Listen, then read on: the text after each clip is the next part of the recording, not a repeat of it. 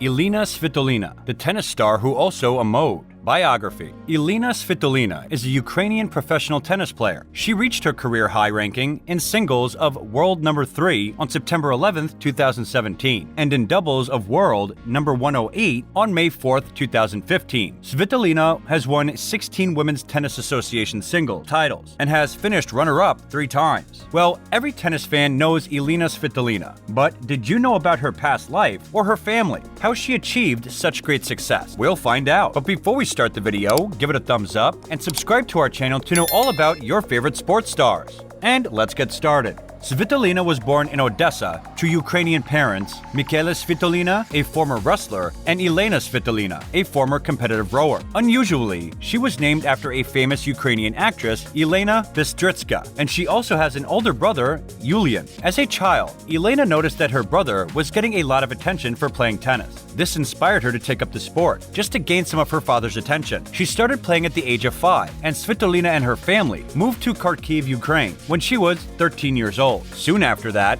businessman Yuri Sabonat became her sponsor because Yuri had seen her play at one of his children's tournaments when she was 12 and was really impressed. So he decided to put his investment in her training and further professional development. Svitolina still officially resides in Kharkiv, but trains abroad, which limits her presence in Odessa or Kharkiv, and she also has a residence in London. She has said that in her early career, she turned down offers to change her citizenship in exchange for large financial sums. Talking about her achievements, Svitolina's greatest achievement as a junior was winning the French Open girls event in 2010, beating Tunisian ONS Jabber in the final. She reached her first professional singles final at the 25,000 tournament in Kharkiv in May 2010. Svitolina also reached the final of the girls' singles event at the 2012 Wimbledon Championships, where she lost to Eugenie Bouchard. When Svitolina qualified for the US Open, where she was defeated in the first round by eventual quarterfinalist Ana Inovic, she won the WTA 125,000 Royal Indian Open title in Pune, defeating Andreas Klippel, former top 10 player Andrea Petkovic, and Japanese veteran Kimiko Dakrum in the final. In 2013, first WTA title, Svitolina gained direct entry into the Australian Open, where she was defeated by 5th seed Angelique Kerber in the first round. She won her first WTA title at the Baku Cup by beating Shahar Pierre, and in doing so, Svitolina became the first teenager to win a WTA tournament since February 2012. This victory also translated into a jump of 32 spots in the WTA ranking, landing her at number 49 on July 29, 2013. In 2014, Ascent's second WTA title at the Australia Open, Svitolina defeated 2-time Grand Slam champion and 3-time Australian Open quarterfinalist Svetlana Kazansova in the opening round in straight sets. She went on to reach the third round, losing to Sloane Stephens in straight sets. After defending her Baku Cup title by beating Bojana Jovanovic in the final, Svitolina played the Western and Southern Open, where she recorded the first top 10 victory of her career by defeating recently crowned Wimbledon champion Patrick Votova in the second round. Svitolina reached her first Premier 5 semifinal in the first edition of the WTA tournament in Wuhan, defeating Camila Giorgia and many others, before losing to Patrick Votova in the semifinals. In 2015, first Grand Slam quarterfinal and top 20 debut, Svitolina at the 2015 French Open began the new season at the Brisbane International, where she reached the semifinals before losing to eventual champion Maria Sharapova. At the Australian Open, Svitolina reached the third round and won the first set against world number 1 and eventual champion Serena Williams, before losing in 3 sets. She fell in the second round in both Dubai and Doha, losing in tight 3-set matches to Patrick Votova and Victoria Azarenka respectively. As the 23rd seed in the Indian Wells, she defeated Alison Van and Lucy Shafarova before losing in the 4th round to Timea Pasinski. The following week in Miami, she defeated Bojana Jovovinsky before losing in the 3rd round to the 8th seed Katrina Makarova. As the top seed at the tournament for the first time in Bogota, Svitolina reached the semifinals, defeating Luisa Corvo and many others before losing to eventual champion Telinia Pereira. She continued her successful start to the clay court season by winning her 3rd career title and first on clay in Marrakech, recovering from 2-5 down in the opening set to defeat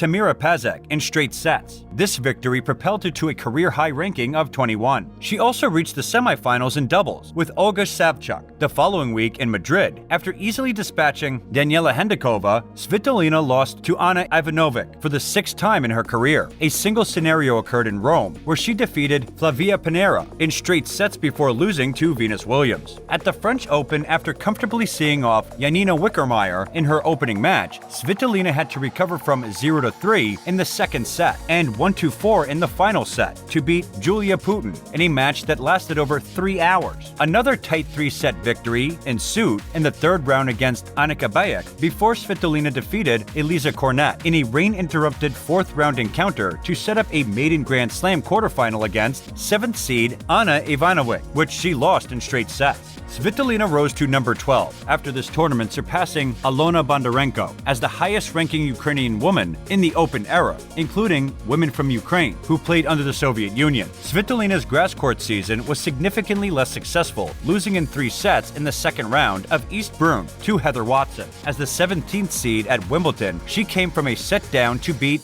Misaki, who had beaten her at the same stage the previous year before, again losing in the second round to Australian Casey Delacroix, despite losing in the first round of Istanbul to Magdalena Rybarakova. Svitolina successfully defended her doubles title from the previous year, this time partnering with Daria Garilova. She began U.S. hardcore season with a run to the semifinals in Stanford, losing in straight sets to eventual champion Angelique Kerber at the Rogers Cup. However, she improved her performance from the previous year in Cincinnati, defeating Allison and many others to reach the quarterfinals before defeating Lucy Skarafarova for the 2nd time this year. Svitolina concluded her warm-up for the U.S. Open in New Haven, where she retired from her first-round match against Madison. She progressed to the 3rd round of the U.S. Open, defeating Elizabeth Kova and Kaya, before losing to Katrina Makarova for the 3rd time this year. The Asian Hardcore Swing Open in Tokyo for Svitolina, where she lost the 2nd round to eventual champion Angiska Roma Radwanska. Svitolina failed to repeat her success from the previous year in Rouen, losing in the 3rd round to Carolina. Similarly disappointing results ensued for Svitolina, losing in the 2nd round of Beijing to Anastasia and the 1st round of the Engine to Elena Vesnina. Despite these disappointing losses, Svitolina's consistency throughout the year earned her a spot at the 8th seed at the inaugural WTA Elite Trophy in Zhuhai. She was drawn into Group B with 2nd seed Carlos Juarez Navarro and Andrea Petkovic.